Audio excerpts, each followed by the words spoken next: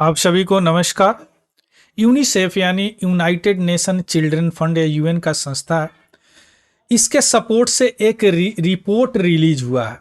जो रिपोर्ट किस बारे में है? रिपोर्ट इस बारे में है कि वह कौन कौन सी बाधाएं हैं जो कि श्रमबल में से महिलाओं की संख्या कम हो रही है, यानी कामकाजी महिलाओं की संख्या कम हो रही है।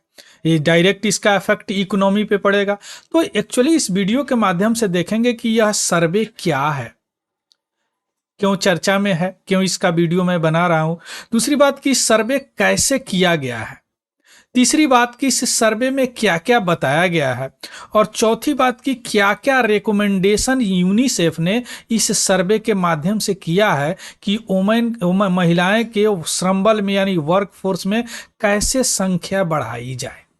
क्लियर। उसके बाद में देखेंगे कि इंडियन इनिशिएटिव यानी इंडिया ने क्या क्या इनिशिएटिव लिया है वुमेन के इंपावरमेंट सशक्तिकरण करने के लिए, चूंकि एक बहुत बड़ा माध्यम होता है वो महिलाओं को सशक्तिकरण करने के लिए कि वर्क फोर्स में यानी श्रम बल में उनकी भी भागीदारी हो।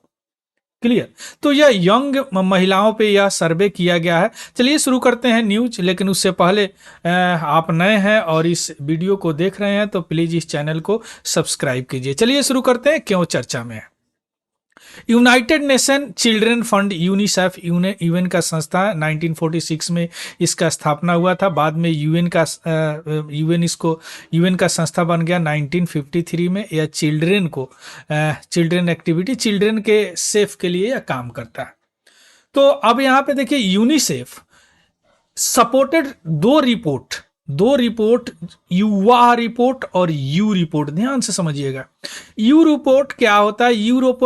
यू रिपोर्ट या यूनिसेफ का ही डिजिटल प्लेटफॉर्म है।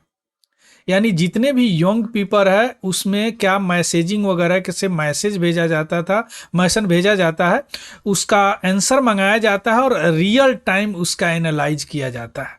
इस सर्वेक्षण में इसका इस्तेमाल किया गया। दूसरा युवा क्या होता है? ये भी यूनिसेफ का ही इनिशिएटिव है। यह क्या करता है? एक पब्लिक प्राइवेट यूथ प्लेटफॉर्म है जिसमें जितने यूथ हैं उनको स्किल ट्रेनिंग कराया जाता है। उनको बहुत सारी जो भी अभी डिजिटली जो भी चीज़ अभी चल रहा है, जो नए चीज़ इमर्जिंग चीज़ है, उनको ट्रेनिंग करके इकोनॉमिक अपॉर्चुनिटी यानी आर्थिक अवसर प्रदान किया जाता है। आप इंडिया में भी देखेंगे लगभग 17+ मिलियंस पीपल इस प्लेटफॉर्म से लाभ उठा चुके हैं। युवा ये दोनों क्या है? यूनिसेफ का है। इस दोनों ने इस सर्वेक्षण को किया है, तो इसलिए शुरू में मैं बताया कि यूनिसेफ सपोर्टेड सर्वे है। क्लियर। यह पूरे फरवरी 2024 में यह सर्वेक्षण किया गया।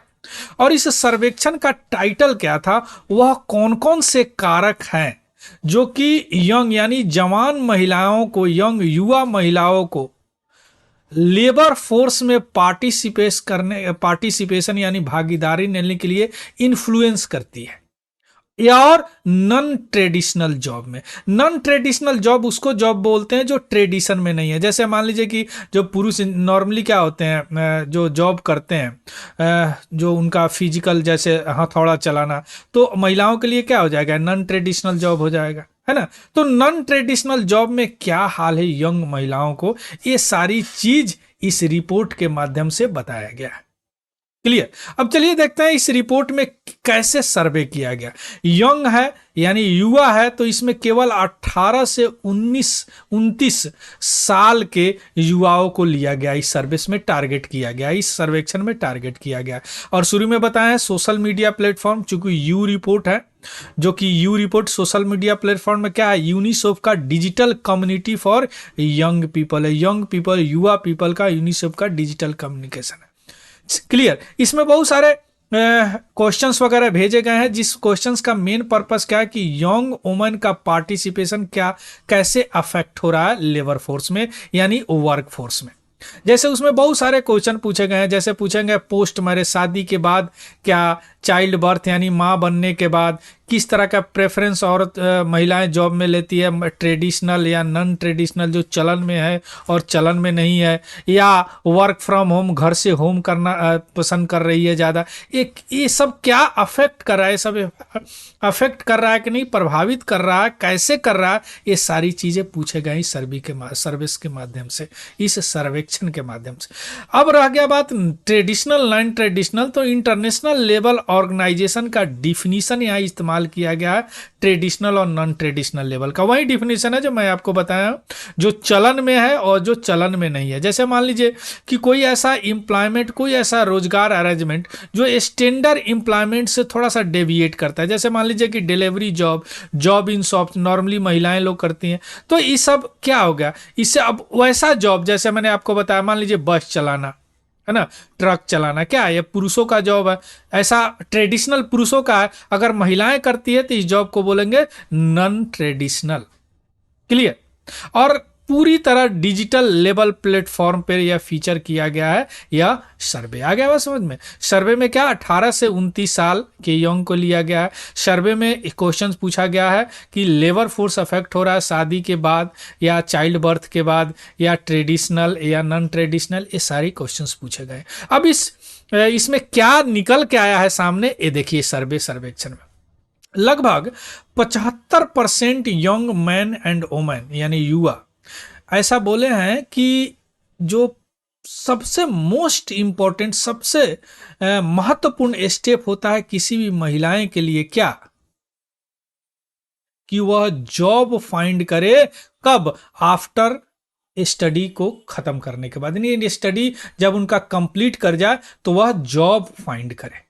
लेकिन लेस देन 20% से भी कम यंग ऐसा मानते हैं कि एजुकेशन खत्म करने के बाद तुरंत उन्हें शादी कर लेना चाहिए। 75% मानते हैं कि जॉब करना चाहिए।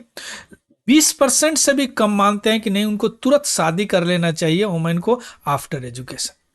50% लगभग ऐसा मान रहे हैं, ऐसा सोच रहे हैं कि वुमेन का ड्रीम, उनका अपना सपना और एस्पिरेशन उनके पेरेंट्स और फैमिली मेंबर ही बना सकते हैं।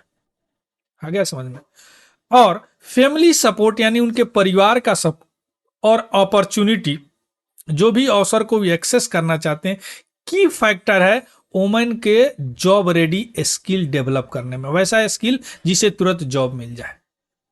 50% जो महिलाएं हैं, वुमेन है, यंग है, वह प्रेफर करती हैं वर्किंग फ्रॉम होम, घर से काम करने के लिए। इसका कारण क्या है कि वो अपने और घर के कामकाज को मैनेज कर सके।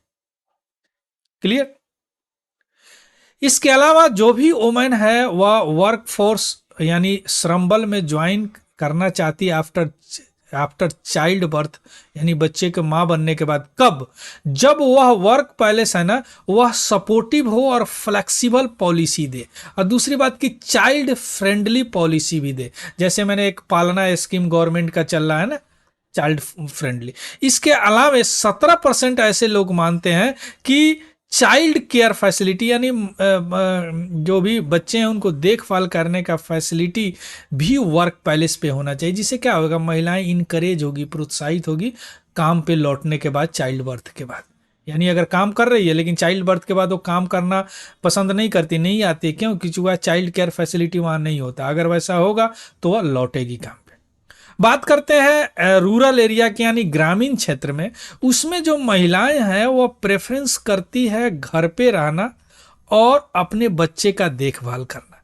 यह भी अफेक्ट करता है उनके माँ बनने के बाद काम करने का। अर्बन और सेमी अर्बन एरिया में जो रेस्पोंडेंट है, जो भी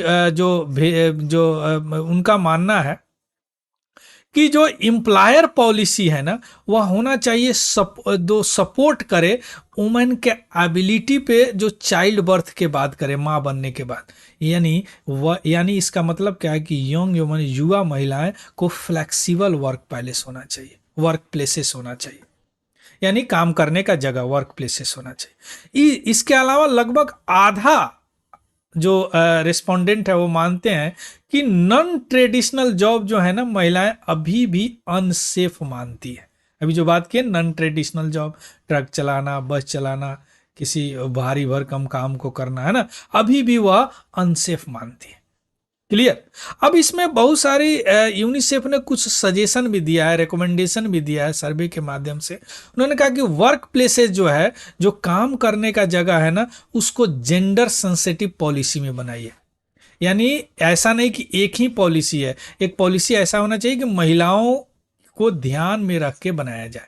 जैसे फ्लेक्सिबल वर्किंग आवर दीजिए, मैटरनिटी लीव का व्यवस्था हो, अगर महिलाएं माँ बनती है तो मैटरनिटी लीव। इसके अलावा चाइल्ड केयर फैसिलिटी, वहाँ ना बच्चे के देखभाल करने की फैसिलिटी होना चाहिए। क्लियर। और दूसरी बात कि कुछ ऐसे पॉलिसी आप बनाइए कि नॉन ट्रेडिशनल, यानी जो चलन में नहीं है, उस नौकरी को भी करने के लिए महिलाएं प्रोत्साहित हो, इनकरेज हो, उसमें भी पार्टिसिपेट करें। इसके अलावा कुछ ऐसे गाइडलाइन बनाइए, कुछ ऐसे वर्क फ्रॉम होम का गाइडलाइन बनाइए जो कि प्रमोट करे और फ्लेक्सिबल वर्क मॉडल्स को प्रमोट करे, जिससे महिलाएं चाइल्ड बर्थ के बाद भी काम पे आना पसंद करें। इसके अलावा महिलाओं का जो बिहेवियरल चेंज भी होता है एक उम्र के बाद, एक टाइम के बाद, तो उसके लिए कम्युनिटी बेस्ड मॉडल आप बनाइए जो सपोर्ट करे वुमेन को श्रम बल में, वर्कफोर्स में। क्लियर। ये सजेशन दिए हैं यूनिसेफ के माध्यम से आया है, यंग वुमेन का लेबर फोर्स में पार्टिसिपेशन जो रिड्यूस हो रहा है उसके लिए। अब गवर्नमेंट ने, हमारे गवर्नमेंट ने भी बहुत सारी स्कीमें चला रही है वुमेन एम्पावरमेंट के लिए, जैसे बेटी बढ़ाओ, Beti Bachao, Beti Padhao, one stop centre, इसके अलावा स्वधार गृह, नारी शक्ति पुरस्कार, महिला पुलिस वॉलंटियर, महिला शक्ति केंद्र और निर्भया फंड। यह फंड होता है महिलाओं के लिए ही, निर्भया फंड बनाया गया, जो निर्भया जो कांड हुआ था दिल्ली में उस पे। इस पे तो हमारा एक क्रूज मिसाइल भी है, निर्भया क्रूज मिसाइल, भारत का पहला इंडिजिनियस मिसाइल, क्रूज मिसाइल। इसके अलावा आप देखिए यूनिसेफ चिल्ड्रन फंड क्या होता है। शुरू में बताया था 1946 में बना था, जिस समय इसका नाम था UN international children emergency fund, लेकिन यह परमानेंट पार्ट हो गया 1953 में यूनाइटेड नेशन में। इसके बाद इसका नाम चेंज हो गया यूनाइटेड नेशन चिल्ड्रन फंड। इसका काम क्या है, 190 कंट्री और टेरिटरी में इस काम करता है। क्या, चाइल्ड के राइट्स, अधिकार को प्रोटेक्ट करता है। इसके अलावा 2 रिपोर्ट भी यह रिलीज करता है, जिसका एक रिपोर्ट का नाम है the state of world's children और राइट डिनाइड रिपोर्ट रिलीज करता है यूनिसेफ के माध्यम से, बहुत इंपॉर्टेंट है ना। तो इंटरनेशनल रिलेशन और इंटरनेशनल ऑर्गेनाइजेशन के लिए। क्लियर।